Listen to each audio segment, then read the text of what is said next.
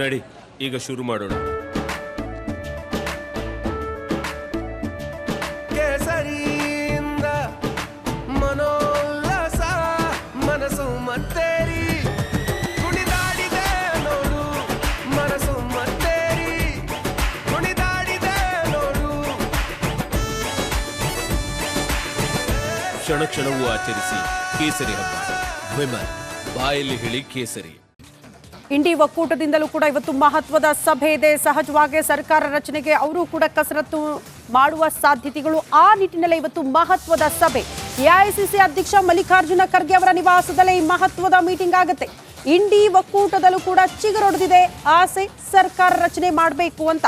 ದೆಹಲಿಯಲ್ಲಿ ಇಂಡಿ ಒಕ್ಕೂಟದ ಮಹತ್ವದ ಸಭೆ ಸಂಜೆ 6 ಗಂಟೆಗೆ ಇಂಡಿ ಒಕ್ಕೂಟದ ಸಭೆ ನಿಗದಿಯಾಗಿದೆಯಂತೆ. ಎಐಸಿಸಿ ಅಧ್ಯಕ್ಷ ಮಲ್ಲಿಕಾರ್ಜುನ ಖರ್ಗೆ ನಿವಾಸದಲ್ಲೇ ಹೈ ವೋಲ್ಟೇಜ್ ಮೀಟಿಂಗ್. ಮುಂದಿನ ನಿರ್ಧಾರಗಳ ಕುರಿತು ಮಾತುಕತೆ ಆಗುತ್ತೆ ಈ ಸಭೆಯಲ್ಲಿ ಅನ್ನೋದರ ಡೀಟೇಲ್ ಸಿಗ್ತಾ ಇದೆ. ಬಟ್ ಒಂದಂತೂ ಸ್ಪಷ್ಟ, ಚಂದ್ರಬಾಬು ನಾಯ್ಡು ಅವರು ಈಗ ತಾನೇ ಸುದ್ದಿಗೋಷ್ಠಿ ಮಾಡಿ ಬಹಳ ಸ್ಪಷ್ಟವಾಗಿ ಹೇಳ್ಬಿಟ್ರು, ನನ್ನ ಸಪೋರ್ಟ್ ಏನಿದ್ರು ಕೂಡ ನರೇಂದ್ರ ಮೋದಿ ಅವರಿಗೆ ಅಂತ.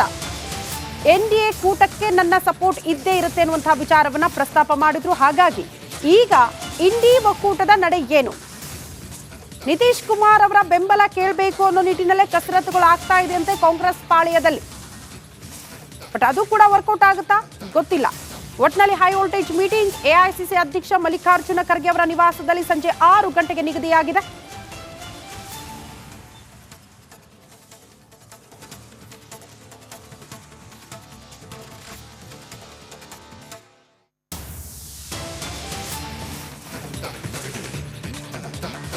ಲೋಕಸಭೆ ಚುನಾವಣೆಯ ಫಲಿತಾಂಶ ಹೊರಬೀಳ್ತಾ ಇದ್ದಂತೆ ಬೆಳಗಾವಿ ರಾಜಕಾರಣದಲ್ಲೂ ಕೂಡ ಸಾಕಷ್ಟು ಬೆಳವಣಿಗೆಗಳಾಗ್ತಾ ಇದೆ ಅನ್ನೋದರ ಡೀಟೇಲ್ ಸದ್ಯ ಸಿಗ್ತಾ ಇದೆ.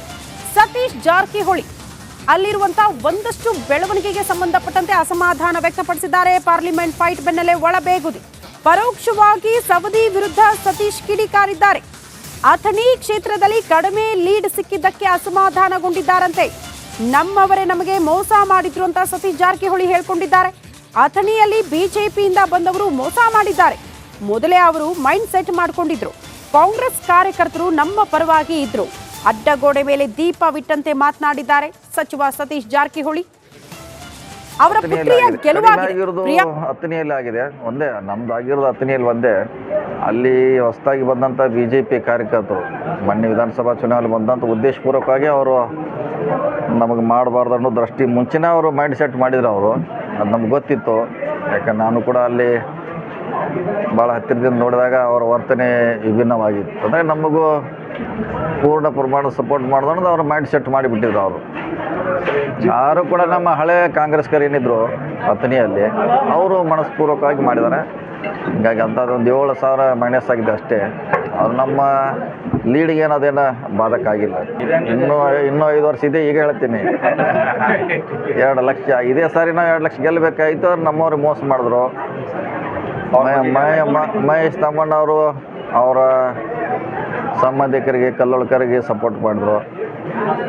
ಸೊ ಅವನ ಬಗ್ಗೆ ದೂರ ನೀಡ್ತೀವಿ, ಹೈಕಮಾಂಡ್ ಹೇಳ್ತೀವಿ. ಉದ್ದೇಶಪೂರ್ವಕವಾಗಿ ನಮಗೆ ವಿರೋಧ ಮಾಡುವಂಥ ಪ್ರಯತ್ನ ಮಾಡಿದಂಥ ಅವನ ಬಗ್ಗೆ ಹೈಕಮಾಂಡಿಗೆ ದೂರ ನೀಡ್ತೀವಿ. ಇನ್ನು ಕೆಲವರು ನಮ್ಮವ್ರು ಅಲ್ಲೆಲ್ಲ ಈ ಬಗ್ಗೆ ಮತ್ತಷ್ಟು ಡೀಟೇಲ್ಸ್ ಅನ್ನ ಕೊಡ್ತಾ ಹೋಗ್ತಾರೆ ನಮ್ಮ ಪ್ರತಿನಿಧಿ ಸಂಜು ಅರಬಾವಿ ನೇರ ಸಂಪರ್ಕದಲ್ಲಿ ಜಾಯಿನ್ ಆಗ್ತಿದ್ದಾರೆ. ಸಂಜು, ಈಗ ಆಲ್ರೆಡಿ ಸಚಿವ ಸತೀಶ್ ಜಾರಕಿಹೊಳಿ ಅವರ ಪುತ್ರಿ ಪ್ರಿಯಾಂಕಾ ಜಾರಕಿಹೊಳಿ ಗೆದ್ದಾಗಿದೆ. ಆದ್ರೆ ಸಹಜವಾಗಿ ಯಾವ್ಯಾವ ಕ್ಷೇತ್ರಗಳಲ್ಲಿ ಲೀಡ್ ಹೆಚ್ಚಿದೆ, ಯಾರ್ಯಾರು ಕೆಲಸ ಮಾಡಿದ್ದಾರೆ ಇದನ್ನ ಗಮನಿಸ್ತಾ ಇರ್ತಾರೆ ನಾಯಕರು. ಈಗ ನೇರವಾಗಿ ಸತೀಶ್ ಜಾರಕಿಹೊಳಿ ಅವರ ಅಸಮಾಧಾನ ಯಾರ ಮೇಲೆ? ಲಕ್ಷ್ಮಣ್ ಸವದಿ ಅವರ ಕಡೆಗೆ ಹೆಸರು ಹೇಳದೆ ಅಸಮಾಧಾನ ವ್ಯಕ್ತಪಡಿಸಿದ್ದಾರೆ. ಹೇಗೆ? ಹೌದು ಶ್ರುತಿ, ಏನಂತಂದ್ರೆ ನಿನ್ನೆ ಅಷ್ಟೇ ಲೋಕಸಭೆ ಚುನಾವಣೆಯ ಫಲಿತಾಂಶವು ಪ್ರಕಟಗೊಂಡಿರುವಂತದ್ದು.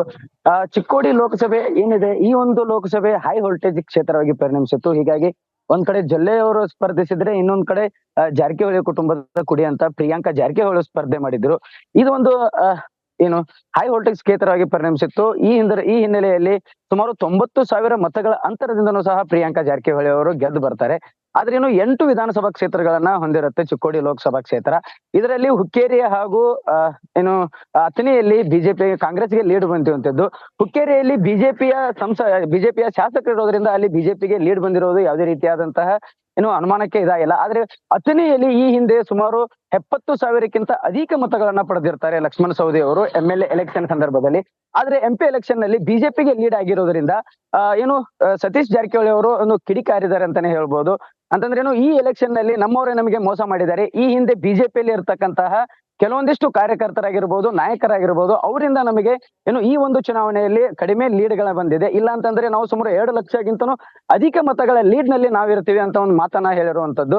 ಅಷ್ಟೇ ಅಲ್ಲದೆ ಕುಡ್ಚಿ MLA ಆಗಿರ್ತಕ್ಕಂತಹ ಮಹೇಂದ್ರ ತಮ್ಮಣ್ಣವರ ವಿರುದ್ಧನೂ ಸಹ ಸತೀಶ್ ಜಾರಕಿಹೊಳಿ ಅವರು ಕಿಡಿಕಾರಿರುವಂತದ್ದು. ಅಂತಂದ್ರೆ ಮಹೇಂದ್ರ ತಮ್ಮಣ್ಣವರವರ ಸೋದರ ಸಂಬಂಧಿಯಾಗಿರ್ತಕ್ಕಂತಹ ಕಲ್ಲೋಳ್ಕರ್ ಅವರು ಚುನಾವಣೆಯಲ್ಲಿದ್ದರು, ಅವರಿಗೆ ಮಾಡಿದ್ದಾರೆ. ಹೀಗಾಗಿ ನಮ್ಮೂರಿಂದ ನಮಗೆ ಮೋಸ ಆಗಿದೆ ಎನ್ನುವಂತಹ ಮಾತುಗಳನ್ನ ಸತೀಶ್ ಜಾರಕಿಹೊಳಿ ಅವರು ಹೇಳಿರುವಂತದ್ದು. ಶ್ರುತಿ. ಓಕೆ ಸಂಜು, ಧನ್ಯವಾದಗಳು ತಮ್ಮೆಲ್ಲ ಮಾಹಿತಿಗೆ.